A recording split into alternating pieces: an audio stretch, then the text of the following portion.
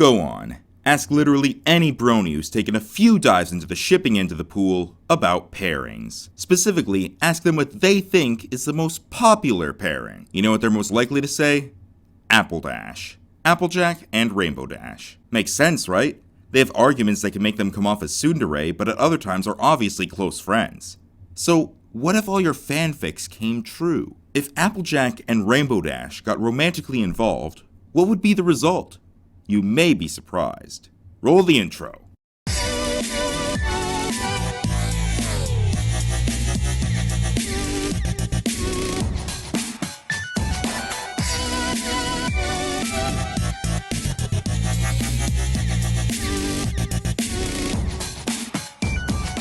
Now, to start things off, let's debunk a few things. First and foremost, no, they are not obviously in love, and they don't totally have the hots for each other. Anyone who says so uses very poor evidence to back up what they say, usually along the lines of, they argue like a married couple, which for the record is completely wrong, they argue like school kids who think the other stole their lunch, or Rainbow Dash is always showing off in front of her, apparently forgetting that that's like saying Pinkie Pie is in love with Twilight because she acts excited around her. There is nothing definite in the show that proves or disproves either character here being into mares, due to the show not really touching on main six romance at all. Outside of Rarity, whose characterization basically requires romance to come up at least once a season, Spike, who's just limited to crushes on the aforementioned Rarity, and Twilight's maybe so maybe not relationship with Flash Sentry in the Equestria Girls movies. So take anything you thought you knew and throw it out.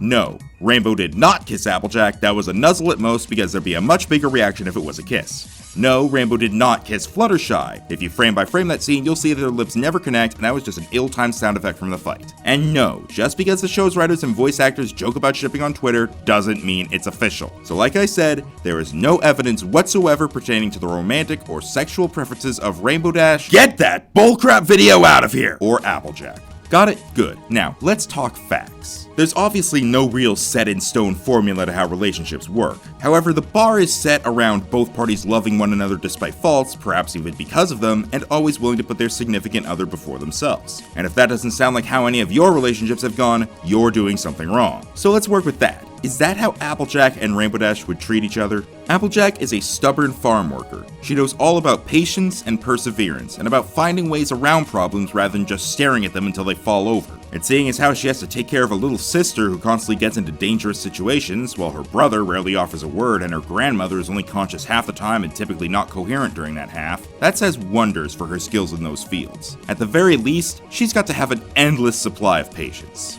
So how come it takes about 5 seconds for Rainbow Dash to rub her the wrong way? A bit of boasting here, a little taunt there, and boom, Applejack's seeing red. Look, even I don't think Rainbow is that obnoxious. She's had her bad moments, sure, but I'd be able to get through a conversation with her without ending up in her face, and I'm not far from being the most impatient person in Canada. But it's clear they're friends nonetheless, right? They care about each other, have friendly moments, but they have less genuinely friendly moments than they have at their throat ones. They're like Sheldon and Leonard from The Big Bang Theory, only instead of just insults and backhanded compliments, they get legitimately physical and violent, probably because it's a cartoon. So we can already put a cap on this episode and say they don't like each other, call it a day, right?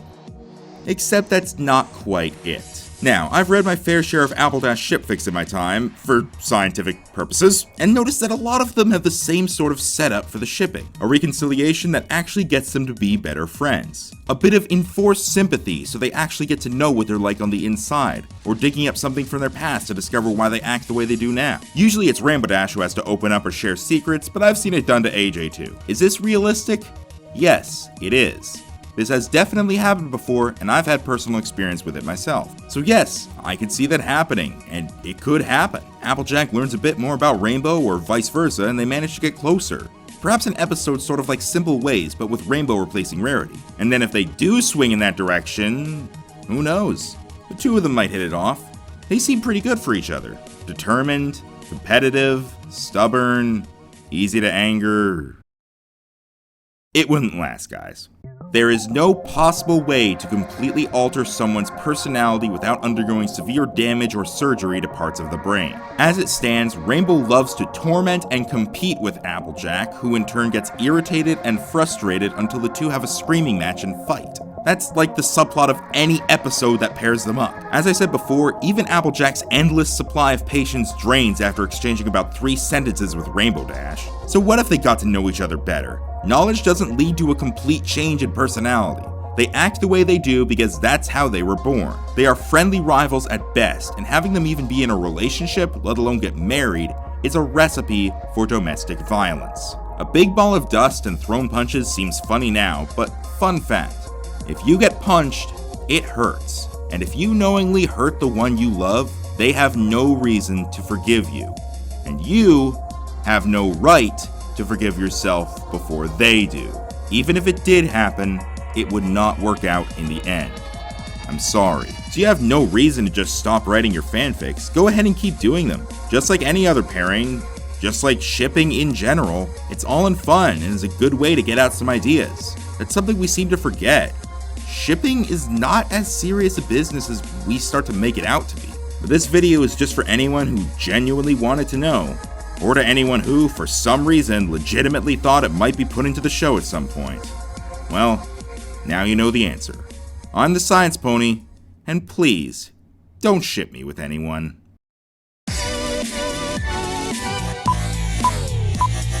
Hope you enjoyed this episode. If you liked it, please give it a thumbs up and a comment down below, and consider subscribing for more episodes of Cutie Laboratories, along with a variety of other videos. Trust me, this helps out a lot more than you'd think. And be sure to check out past episodes, such as the ones shown here. Click on the picture to be taken to them if you have annotations turned on. And lastly, check out Aleximus Prime, the awesome artist who made the Science Pony artwork for this series. Thanks again, and have a good one!